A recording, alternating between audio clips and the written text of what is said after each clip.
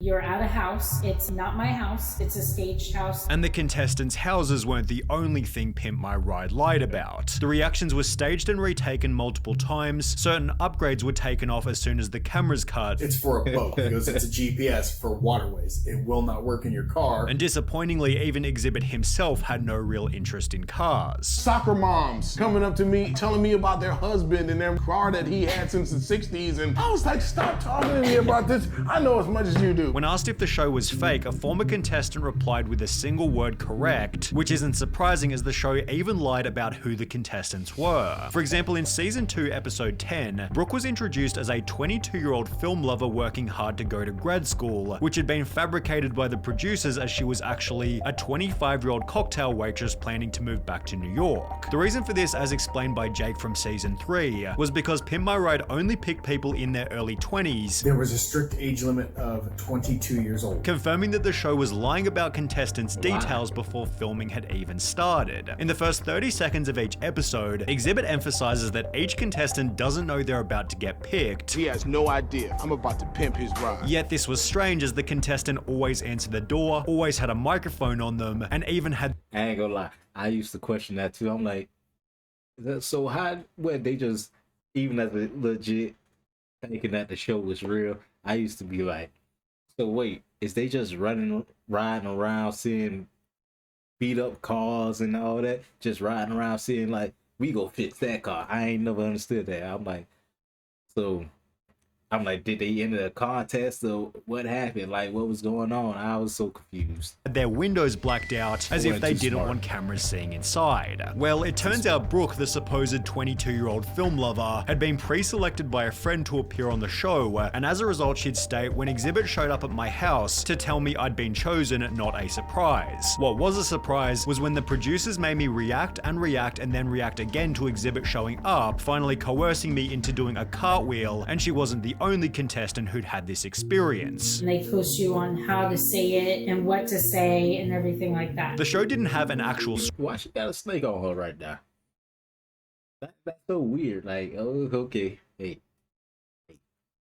I see the point, but hey. Script, but they did steer the dialogue in a direction that they wanted. If I said something they liked, they would have me repeat it over and over on camera. This had been commented by Seth, who appeared in season 5, who was also well aware that Exhibit was coming to his house, stating, "They told me I was in the running for my own episode, but it was between me and 2 other people. When I was sitting in the house waiting for a knock at the door, they said that it was either going to be Exhibit or a producer telling me I didn't win. Thinking back on it, that was all bullshit, but it did make the surprise genuine."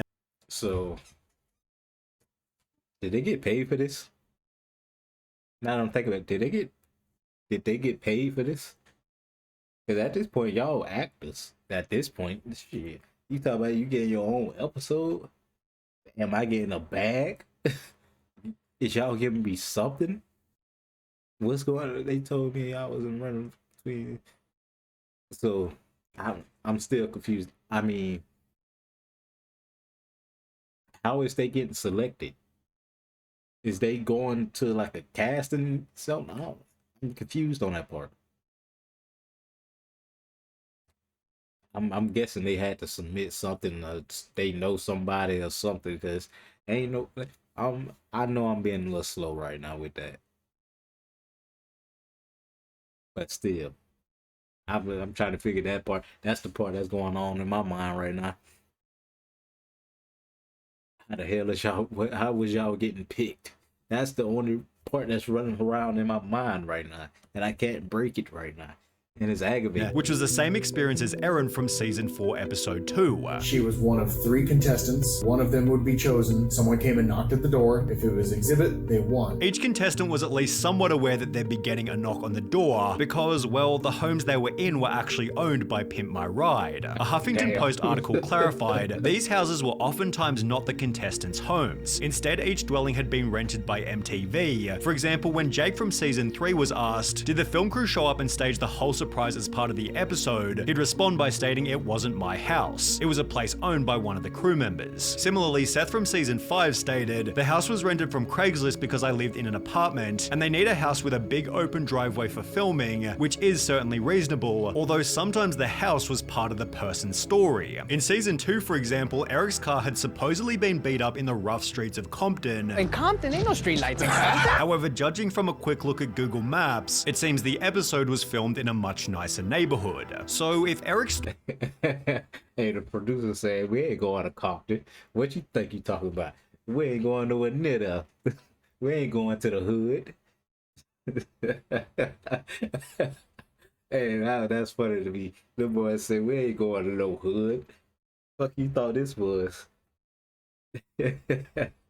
Thought them boys would go film in the hood. story was inconsistent and Brooke's story from earlier was downright fabricated, then who else's stories were exaggerated for the sake of the show? Well, it seems pretty much all of them. In season 3, Jake's Buick had been bought from his grandma who smoked, and as a result the show threw an extra few dozen cigarette butts in the car to make her just look like a totally disgusting person. On top of this, the show interviewed Jake's girlfriend toward the start of the episode, yet MTV apparently questioned me having a girlfriend and suggested I dump her because it was better for my desperate dude with a shit car image. A producer later responded by stating, why would we want a kid to break up with his girlfriend? How would that have helped the show? So while Jake's claim about his girlfriend was somewhat questionable, the cigarette story was confirmed by Seth, who had a similar experience. I know I'm fat, but they went the extra mile. Yeah, they put the extra candy and all that to make it seem like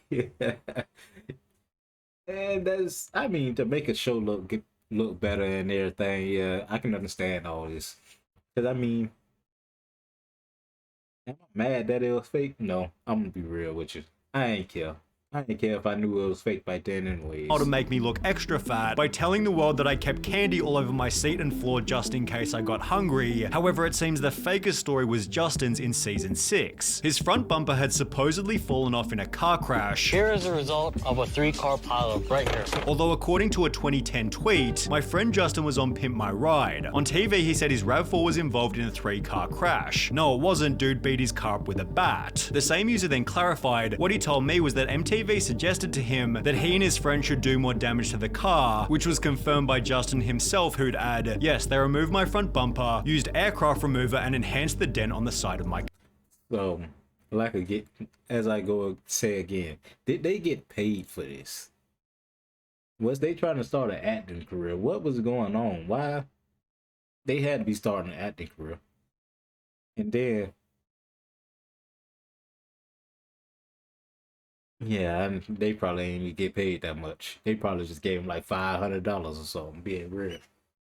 Car. Whilst introducing the episode, Justin stated, One of my crazy ex-girlfriends actually threw nail polish on my hood. Although when he was asked why are all your ex-girlfriends so angry, Justin revealed it was just something I made up, while Erin from season 4 was also encouraged to make her car look bad. They asked to leave trash in the car. We went to In-N-Out, and so they told me to leave it in the cup holder, so I did. It seems the only real part of the show's intro was Exhibit's improvised dialogue, because it wasn't scripted. I could say whatever I want to say. And when Exhibit drove the car to the shop, Exhibit did actually take the cars and drive them away, with the exception of a few that were too broken down, and then they made it look like he did. Although this segment created even more problems. Most people believe that PMR takes the car and gives it back in like a week or something. That's what I thought was gonna happen too. But in actuality, they took my car for roughly 7 months, being a massive inconvenience for some of the show's contestants. And they make it...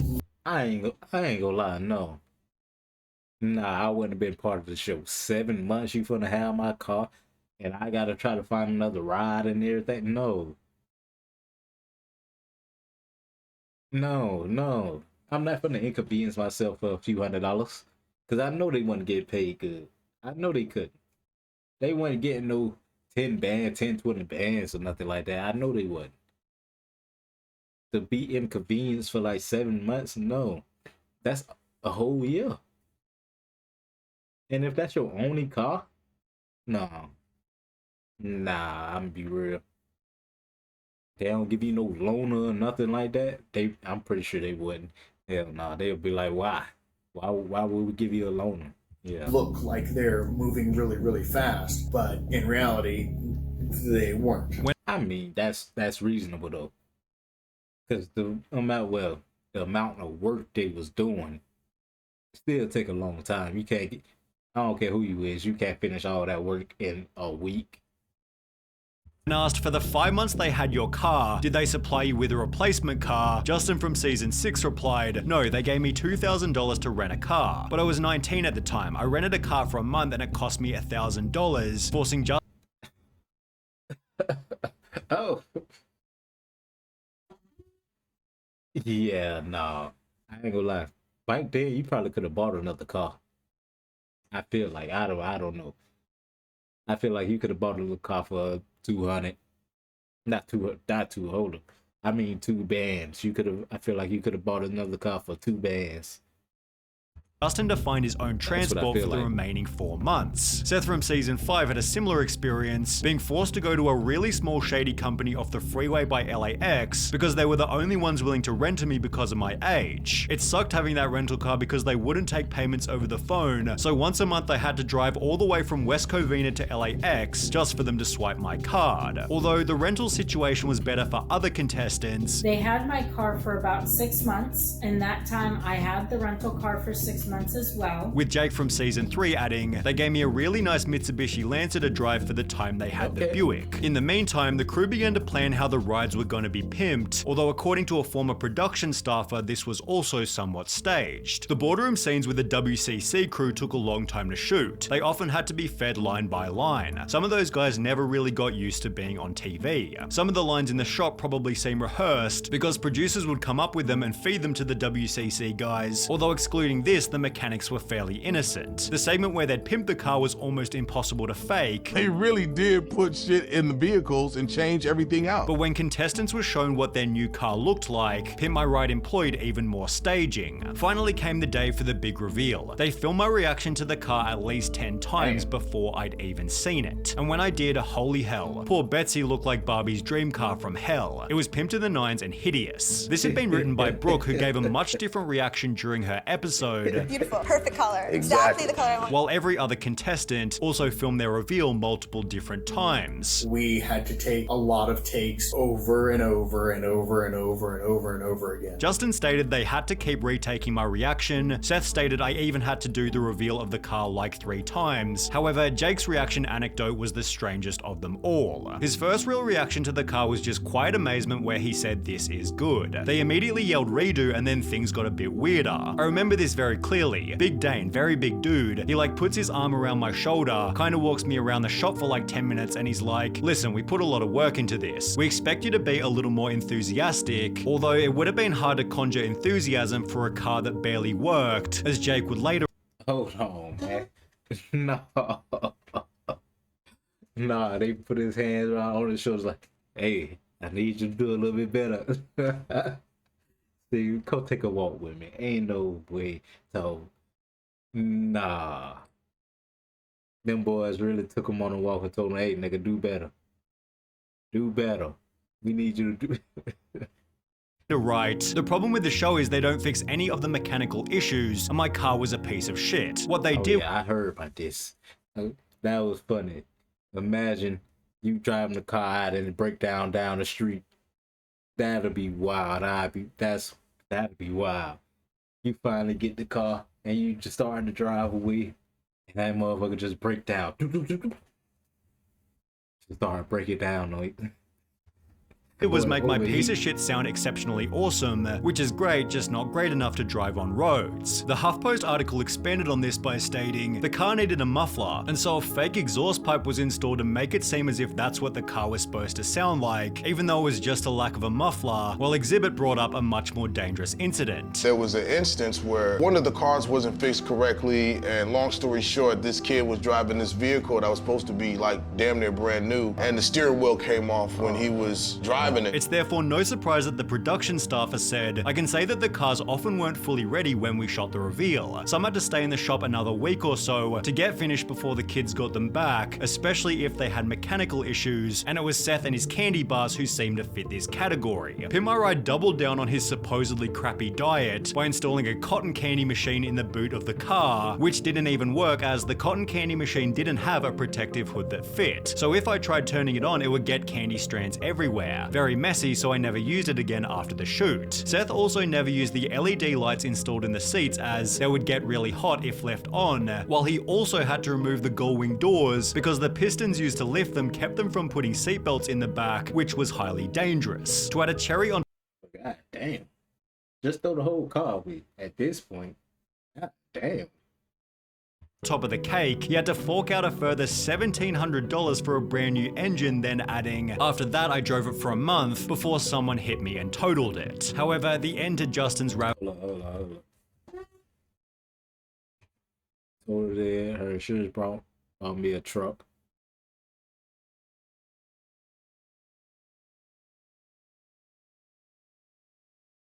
Oh, okay. I thought they were gonna say insurance didn't even want to cover it or something like that because it was too modified and all. I thought they were gonna say something like that. I drove it for a month. He got of it good though.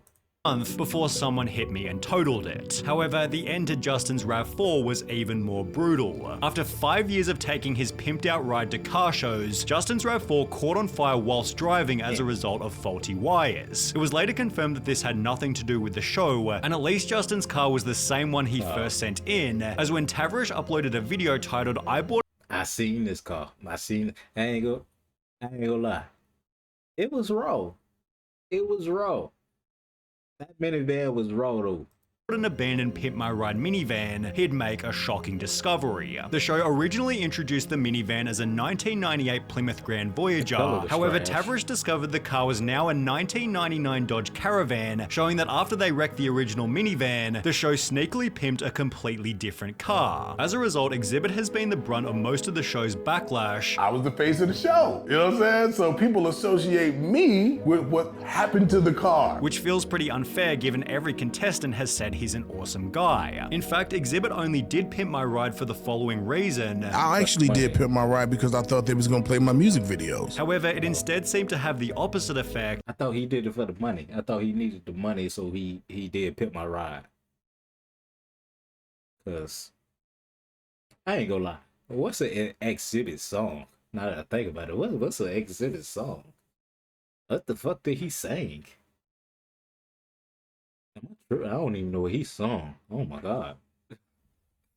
What song did he sing? The show was taking away my credibility of what I've already done. It was taking so much time. I wasn't able to tour. I wasn't able to record albums. Oh, damn, I definitely didn't know. I was there filming. Which is even more depressing given he was barely paid for it. But at that particular time, you wasn't really happy with the pay though. Nah.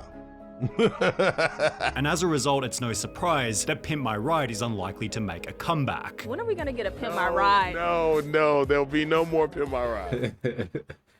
Damn, he said that shit over with. In 2012,